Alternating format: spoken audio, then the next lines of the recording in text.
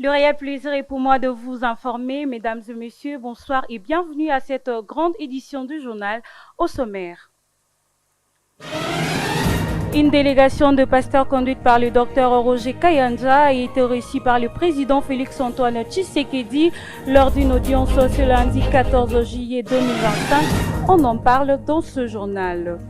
En santé, le ministre Roger Kamba fait le point sur la situation épidémiologique de choléra et importe sur toute l'étendue de la RDC. Enfin, en sport, après 20 ans de carrière, la légende Dieu merci Mbokani met fin à son parcours professionnel dans le lutte de Ballon d'Or. On en parle dans le lutte plutôt de Ballon d'Or. On en parle dans ce journal. Une fois de plus, bonsoir et merci d'avoir choisi Missunga Télévision.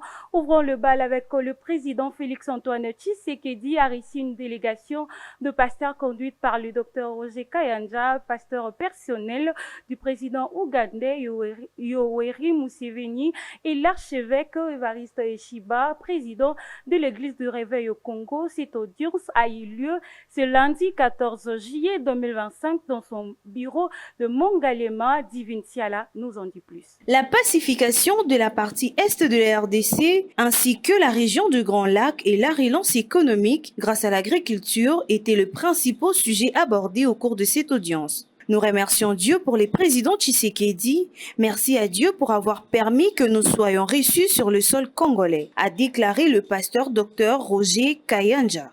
Poursuivant son intervention, le pasteur Roger Kayanja a exprimé toute sa joie en affirmant qu'en ces jours, les nouvelles sont bonnes. Par la même occasion, le pasteur ougandais a dit avoir informé le chef de l'État de la croisade qu'il projette organiser prochainement à Kinshasa les pasteurs et prophètes américains Benny Hinn et se réjouit de l'approbation du président Tshisekedi à ces sujets. La date de ces grands événements sera annoncée bientôt. Abordant le domaine agricole, le pasteur Roger Kayanja a fait part au chef de l'État de ses différents mérites et diplômes reçus récemment pour récompenser sa grande activité dans les secteurs. Il a promis de revenir avec des projets agricoles afin de lutter contre la pauvreté et l'insécurité à l'État de ses différents mérites et diplômes reçus récemment pour récompenser sa grande activité dans les secteurs. Il a promis de revenir avec des projets agricoles afin de lutter contre la pauvreté et l'insécurité alimentaire. Toujours de l'actualité, la première ministre Judith Suminwa a échangé ce lundi 14 juillet avec le panel de falsificateurs de la médiation africaine pour l'Afrique pour la paix en RDC. Au menu de leur discussion, l'avancement du processus de paix visant à mettre fin au conflit de l'Est de la RDC. Commentaire Lionel Ngolo. Au sortir de la rencontre, Catherine Samba a indiqué l'importance de s'entretenir avec les autorités congolaises. Il était important pour nous, dans le cadre de la mission que l'Union africaine nous a confiée, de rencontrer les autorités pour avoir leur perspective sur les processus de paix qui ont eu lieu et en cours, et également de rencontrer par la suite les principaux acteurs de la crise congolaise et les populations pour voir ensemble ce qu'il était possible de faire pour consolider donc les divers accords de paix. Ces médiatrices de l'Union africaine saluent aussi l'accord de paix signé le 27 juin dernier, étape importante qui jette les bases en vue d'une issue favorable pour la suite du processus de paix dans l'Est, ainsi tourner la page de la crise dans cette partie de la République démocratique du Congo. Catherine Samba a par ailleurs exhorté la population congolaise à s'imprégner de cet accord. Nous voulons que la population s'imprègne de cet accord, s'approprie cet accord et que la population sache que c'est une ouverture vers une démarche pour aller vers la paix et la stabilité en République du Congo. Décidément, tout conduit vers le retour de la paix en République démocratique du Congo, surtout dans sa partie orientale, objet de guerre et des affrontements depuis plusieurs décennies.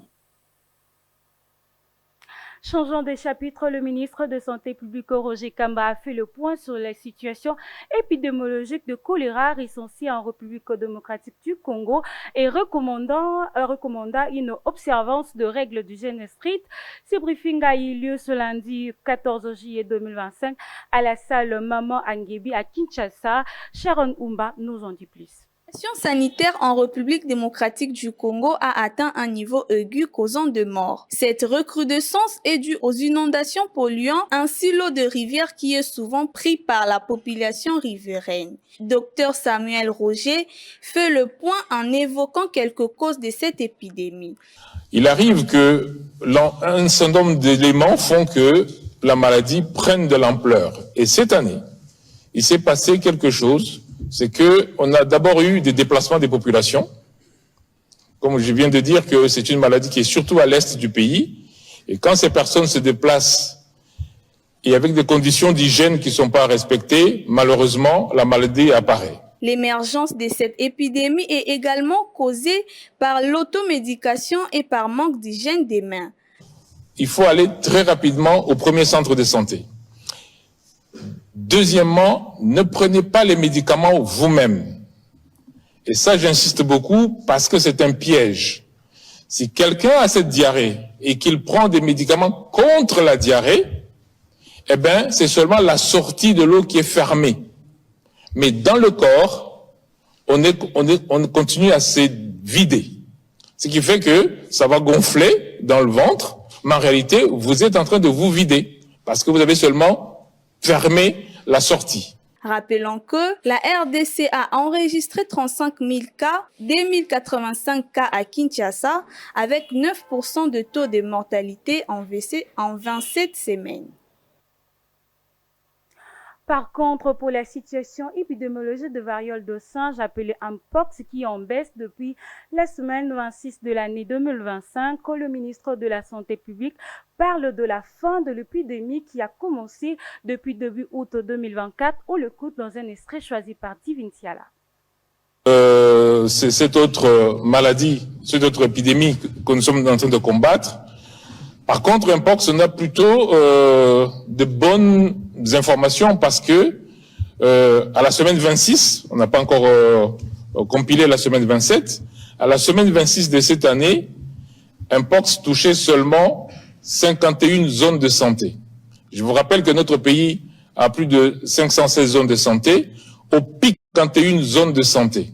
Et sur les 51 zones de santé, il y en a une seule où la maladie monte encore. Donc, on va dire que Mpox, à l'heure d'aujourd'hui, nous sommes en train de toucher à la fin de l'épidémie qui a commencé en août de l'année dernière. Et quand on regarde maintenant dans les hôpitaux, dans les centres de traitement d'Mpox, on voit que sur 100 lits, il y a seulement 25 lits qui sont occupés par les malades.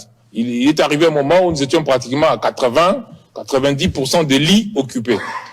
Donc, non seulement le nombre de cas baisse, mais le nombre de cas sévères a beaucoup baissé aussi.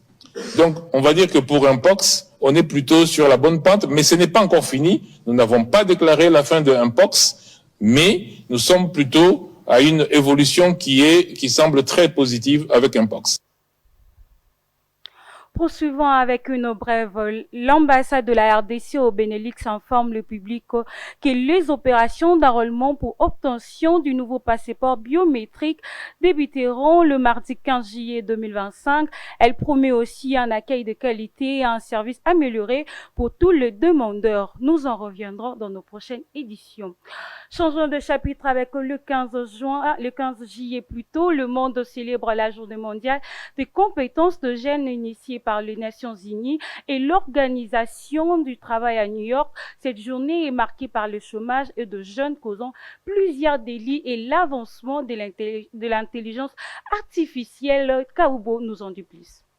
Instituée par l'Assemblée générale des Nations unies en 2014, la Journée mondiale de compétences de jeunes vise à sensibiliser le monde à l'importance d'équiper les jeunes de compétences adaptées au marché du travail depuis ses premières célébrations en 2015. Cette journée met l'accent sur l'éducation technique et professionnelle essentielle pour l'intégration de jeunes dans une économie mondiale en perpétuelle mutation. Elle offre également une plateforme de dialogue entre gouvernements, institutions éducatives, entreprises et jeunes eux-mêmes. L'importance de cette journée est d'autant plus grande aujourd'hui. Face à un chômage de jeunes en hausse, on trouve vraiment qu'aujourd'hui, dans notre pays, la République démocratique du Congo, le taux de chômage est vraiment élevé.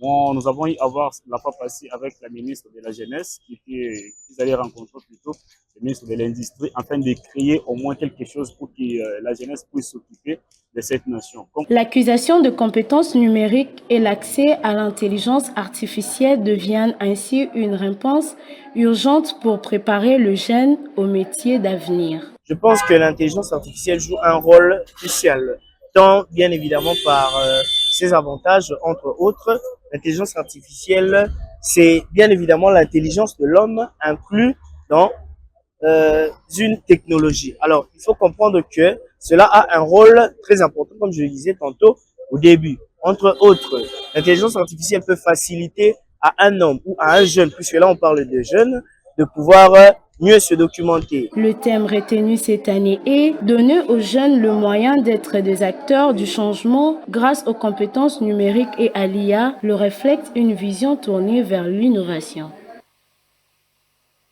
En société, un incendie de grande ampleur a ravagé plusieurs maisons dans le quartier Kafou, près de l'usine Braluma, faute d'intervention rapide sur la population qui a dû contenir le flamme en exposant une fois de plus les limites du système anti-incendie en RDC. Le drame s'est produit ce dimanche 15 juillet.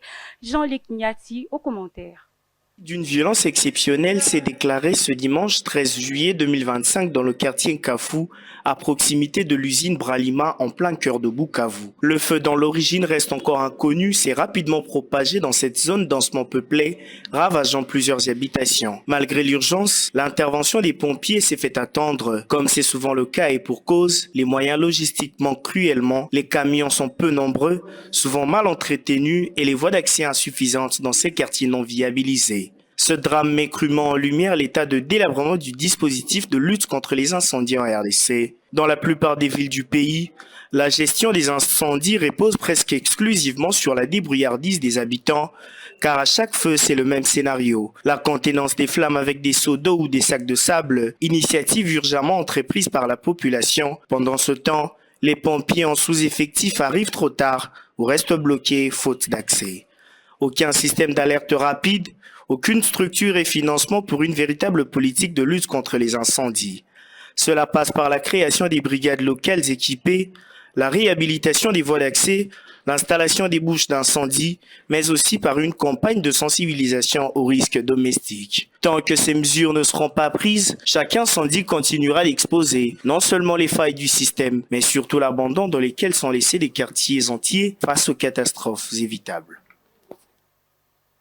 Au Sénégal, le chef du gouvernement a été accusé de vouloir faire taire toute voix discordante, une position qui le met en conflit avec son allié, le président Bassirou Diomaye. Cette situation semble semer la zizanie entre les deux frères en tête du pays. Lionel Ngolo au commentaire. S'installe entre non seulement les deux alliés en tête du Sénégal, mais avant tout le meilleur pote, je cite, Ousmane Sonko et Bassirou Diomaye Faye. Le chef du gouvernement a été régulièrement accusé au cours des derniers mois par des militants, des opposants et même des membres de la société civile vouloir faire taire et toute voix discordante. Auteur de vifs critiques à l'endroit de son président du manque de soutien face aux attaques, le premier ministre Ousmane Sonko a reconnu avec des mots clairs le blocage qui s'installe dans le pays. Je vais être clair. Nous entrons dans une phase où chaque blocage aura un responsable identifié.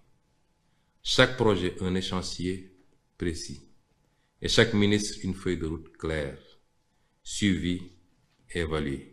De son côté, en langue nationale, le président Bassirou Diomaye dit ne pas être en conflit avec le premier ministre qu'il considère comme un ami. Ci Sénégal ak feneen a ci yem ku bëgg justice dox ci dëkk danga koy libérer du libérer ko nag bàyyi ko juge ñuy def lu leen neex waaye tamit ci liñ fi fekkoon ba man mii di wax dénoncer li dul lu jàngoon ci yoon moo taxoon man ma def kaso 11 mois kon su ma ñëwee bëgg a wéyal njàngiteg yoon. Rappelons que depuis son arrivée au pouvoir, par une éclatante victoire portée par la promesse d'une rupture, le duo a prôné le souverainisme et le panafricanisme au profit des Sénégalais. En sport de Vita Club à l'Europe, en passant par le Léopard, Mbokani s'est imposé comme attaquant le plus marquant de l'histoire du football en RDC. Un parcours entre talent, caractère et légende que Mbokani met fin à sa carrière du football. Daniel Anto. Dieu merci, Mbokani Bezois est l'un des attaquants congolais le plus talentueux et emblématique de sa génération. Dieu merci, né le 22 novembre en 1985 à Kinshasa, il s'est forgé une solide réputation en Europe grâce à son sens de but, sa puissance physique et sa capacité de peser sur les défenses adverses. Révélé à l'ASV Club, il explose rapidement avant de rejoindre les TP Mazembe en 2005-2006 où il attire l'attention des recruteurs européens. Sa carrière internationale démarre ensuite avec de passages marquants entre Standard de Liège 2007-2010, Monaco 2010-2011, Anderlecht 2011-2013, Dynamo Kiev 2013-2018 ou encore Hull City 2016-2017. Partout où il passe, Mbokani laisse une trace par sa régularité devant le but. Avec le Léopard de la RDC, il a souvent été un pilier de l'attaque participant à plusieurs Coupes d'Afrique des Nations et détenant le record du meilleur buteur de la sélection congolaise malgré les périodes de retrait et de tensions avec la fédération. Il reste une légende vivante du football congolais avec 22 buts et 49 sélections. Titre de champion en Ukraine et au Koweït et vainqueur de la Coupe de Belgique comme meilleur buteur de la Coupe d'Afrique des Nations 2015 avec 3 buts. Charismatique, parfois jugé imprévisible, Dieudonné est respecté pour sa longévité et son professionnalisme qu'il incarne une génération dorée du football congolais qui a fait rêver les supporters pendant plus de 15 ans de service. C'est à l'âge de 39 ans que Dieu merci Mbokani met fin à sa carrière qui a duré près de 20 ans. Toujours en sport, Otis Ngoma a dévoilé une élargie de 36 joueurs pour préparer le CHAN 2024 entre expériences du championnat local et jeunes pépites prometteuses. Pour l'analyste sportif Arnold Massengi, la RDC affirme ses armes pour le CHAN en Côte d'Ivoire. Suivez. Certes, on n'a pas encore vu la totalité des noms, mais au moins le coach Otis Ngoma nous a montré quand même quelques visages qui feront partie de cette campagne africaine. Espérons que cette fois-ci, les Léopards à prime pourront faire mieux par rapport à l'édition passée. Donc si je dois commencer d'abord par cette liste de présélection, certes il y a tellement de bons joueurs, bien qu'il y a certains noms qui posent encore problème ou il y a quelques doutes sur leurs prestations pendant les championnats qui viennent de prendre fin. Bon, au moins déjà c'est une bonne liste. Certes, le championnat ne nous a pas vraiment aidés parce que vous vous rappellerez qu'avoir une bonne équipe de Léopard à prime, il faut avoir un bon championnat. De ces championnats d'Afrique des Nations, donc la liste pour moi ça tombe un peu tardivement étant donné que le championnat a déjà pris fin et que le coach avait déjà l'idée en tête des joueurs qu'il allait sélectionner. Donc voilà, hier on a vu qu'il était parti voir le ministre de Boudimbo en vue de préparer un stage pour ces joueurs qui vont prendre des parts parce qu'ils sont des présélectionnés. Après ça, il va concocter une liste finale. C'était bien. C'est par ici que nous mettons fin à cette grande édition du journal. Merci à la chef d'édition Divine Kaoubo et à toute l'équipe technique. Surtout restez branchés sur Missunga Télévision. Au revoir.